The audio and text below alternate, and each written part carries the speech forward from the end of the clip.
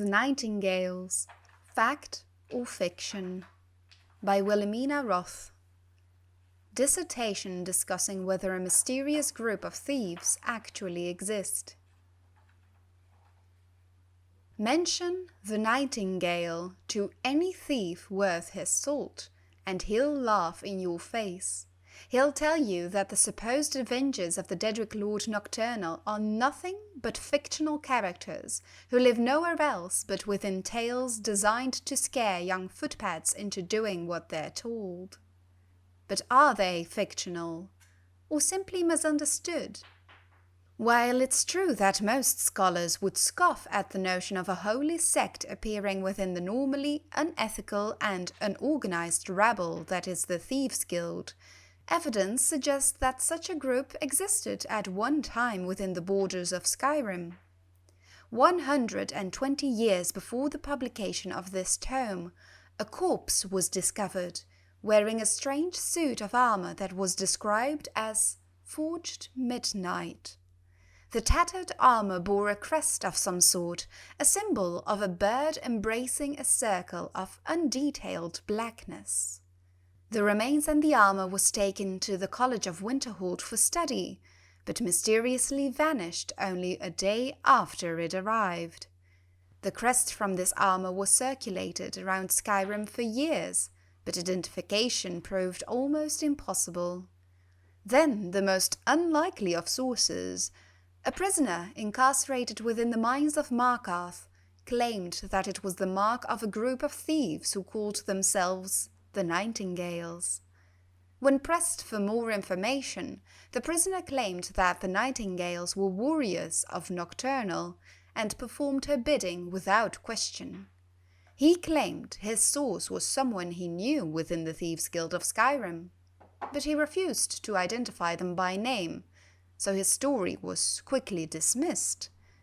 The second piece of evidence, pointing to the existence of the Nightingales, exists to this day just outside of Riften. Discovered at the terminus of a short pathway off of the main road stands a stone of unidentified blackened material.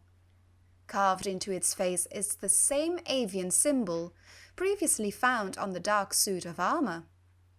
To those that subscribed to the existence of the Nightingales, this was thought to be some sort of a meeting place. To others, this symbol was once again dismissed as a hoax, or simply a diversion created by the Thieves Guild. The final and most controversial sample of evidence is a passage found scrawled on the inside of a cell wall in Whiterun. The cell had previously been occupied by a Dunmer named Lorthus, who was incarcerated for murder and was set for execution.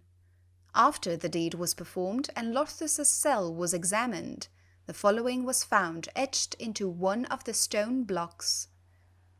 "Take my hand, Lady Nocturnal, for it's my will to serve you. As a nightingale, I'm born anew. Let my past echo our triumph." This is the first and only time that a solid connection between Nocturnal and the Nightingale has been made.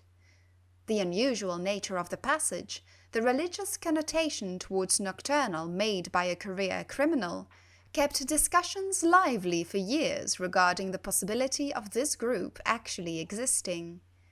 Sadly, since not a single piece of evidence beyond this has surfaced to date, this exciting discovery faded into obscurity, and the debate subsided.